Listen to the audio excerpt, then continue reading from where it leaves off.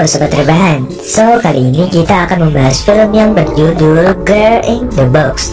Film ini ternyata diangkat dari kisah nyata seorang perempuan yang diculik dan disekap di dalam peti jenazah selama 7 tahun.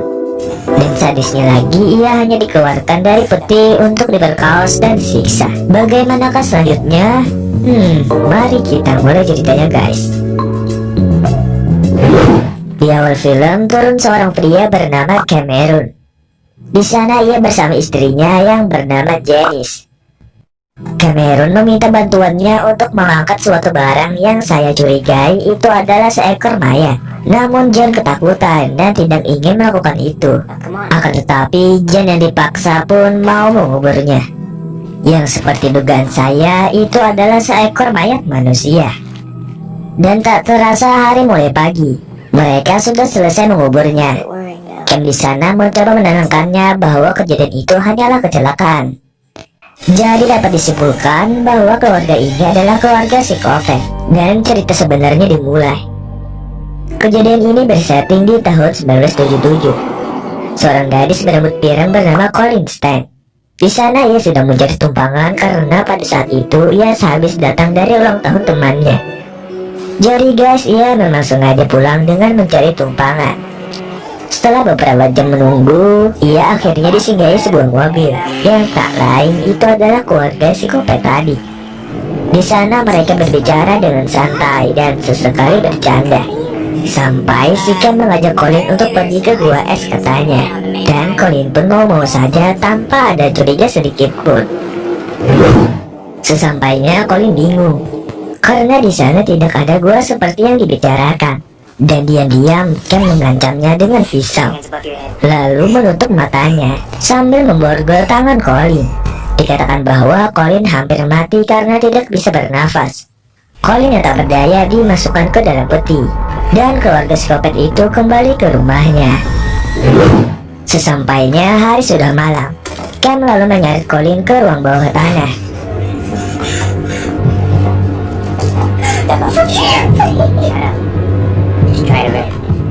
Pria itu kemudian membuka seluruh pakaian Colleen, mengikat pergelangan tangannya, dan menggantung gadis itu kemudian mencabuki tubuhnya.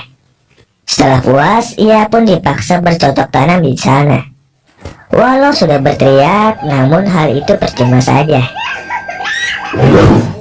Sebenarnya istri Cam takut dan merasa kasihan kepada Colleen. Pernah suatu ketika Jan dengan membawa shotgun memeriksa keadaan Colleen.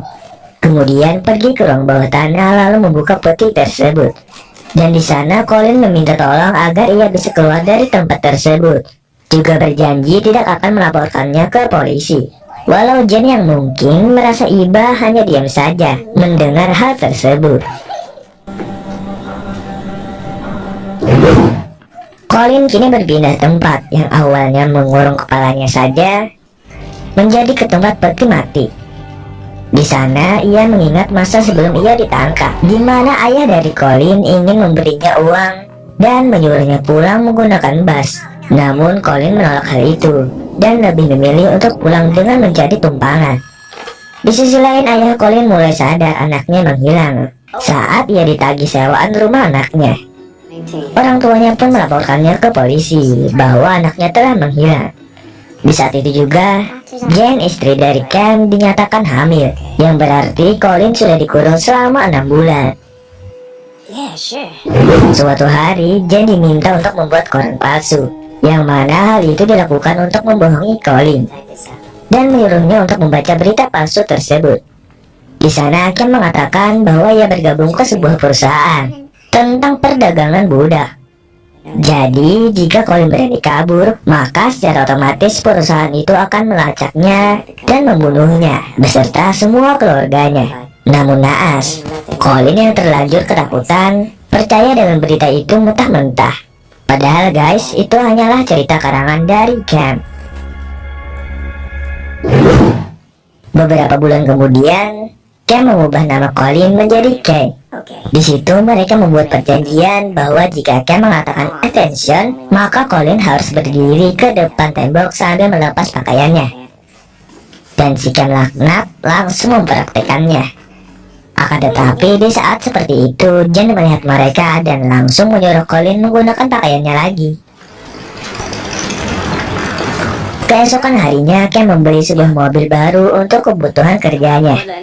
Sesampainya di rumah, Cam disapa oleh tetangganya. Tetangganya itu bilang, kenapa Cam selalu menutup jendelanya? Dan disitulah Cam mulai khawatir. Singkat cerita, mereka pun memutuskan untuk pindah rumah agar mereka tidak dicurigai. Sampai pada akhirnya Jen melahirkan seorang anak tanpa bidan. Jadi Cam lah yang membantu istrinya bersalin. Colin yang di dalam peti merasa kasihan dengan Jen. Jam berganti jam, bayinya pun keluar dengan selamat. Lalu Colin disuruh untuk melihat bayinya yang diberi nama Amber. Suatu hari Jen tidak sengaja menjatuhkan sebuah garpu karena menidurkan Amber. Di sisi lain, Colin melapor bahwa makanan sudah siap. Kemudian Cam memanggil istrinya untuk makan malam bersamanya. Kemudian Jen mengatakan kenapa ia tidak menyiapkan garpu untuknya. Lantas Colin kembali dicambuk oleh Cam. Ternyata Jen sadar bahwa garpu terjatuh di bawah meja. Lalu ia pergi ke kamarnya yang mungkin ia merasa bersalah. Suatu ketika Cam mengajak Colin mencari kayu untuk dijual.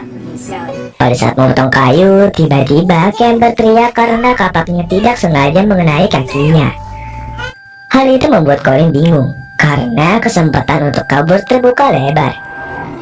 Namun karena Colin memiliki jiwa kemanusiaan yang tinggi, ia lebih memilih untuk menolong Cam, lalu mengobati lukanya di rumah, yang mana hal itu membuat istrinya cemburu. Pada malam harinya mereka melakukan mantap-mantap bertiga. Anjir cuy, Jen yang merupakan istri sahnya merasa tak enak dan meninggalkan mereka berdua.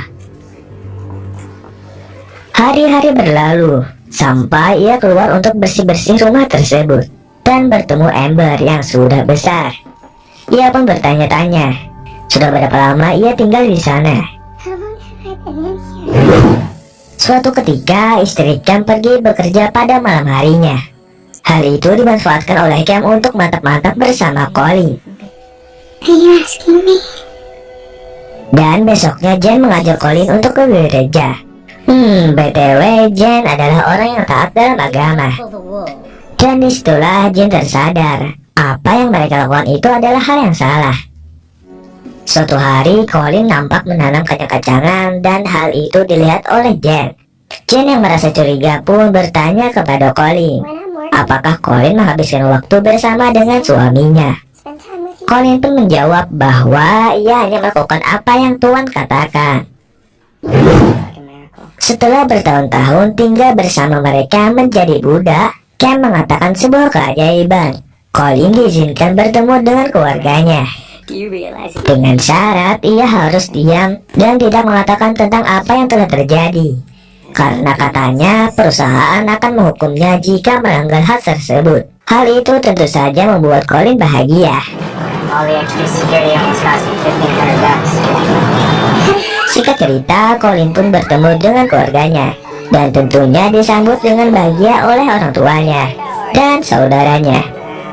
Colin diberi waktu beberapa hari untuk tinggal di sana. Kemudian saudaranya curiga tentang apa yang telah terjadi kepadanya. Colin yang tidak berani hanya bisa berbohong bahwa dia sedang sibuk saja.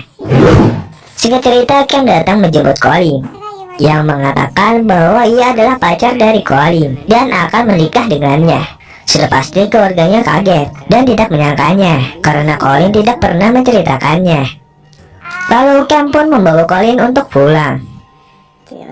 Dan pada malam harinya Cam mengatakan bahwa ia akan menjadikan Colin menjadi istri keduanya.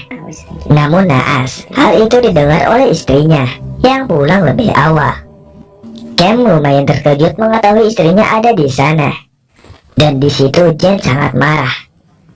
Besok harinya Jen ingin pulang ke rumah orang tuanya dan ingin melaporkannya ke polisi atas tindakan yang telah mereka lakukan.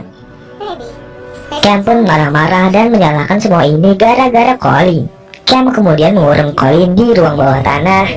Cam pun pergi meninggalkan Colin sendirian setelah beberapa waktu.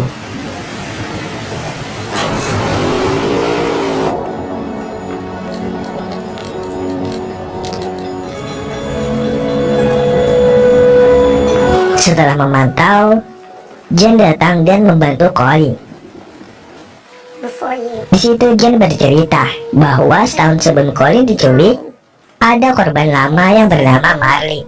Dia merupakan mayat yang kita lihat di awal film. Kemudian mereka pergi ke terminal dan menyuruh Colin untuk pulang ke keluarganya. Namun Colin takut jika perusahaan akan melacak dan menghukumnya. Dan pada akhirnya Jen menjelaskan bahwa semua itu cerita karangan dari Cam. Disitulah Colin mau naik bus Jorong Banjarmasin dan pulang ke rumahnya. Di sisi lain Cam menangisi perbuatannya. Apakah itu sebuah penyesalan atau ketakutan dari si penculik? Gimana guys pendapat kalian? Cam dipenjara selama 140 tahun. Dan Jen istrinya mendapatkan kekebalan hukum jaksa penuntut karena kesaksiannya, sedangkan mayat Marlin tidak pernah ditemukan. Colin diculik selama 2604 hari atau sekitar 7 tahun. Dan film ini ditutup dengan wajah bahagia keluarganya dan tentunya si Colin. Dan film ini pun selesai. Tolong bantu channel ini dengan like-nya ya guys. Buat yang pengen nonton video terbarunya, jangan lupa untuk subscribe-nya. Terima kasih dan bye. Once again.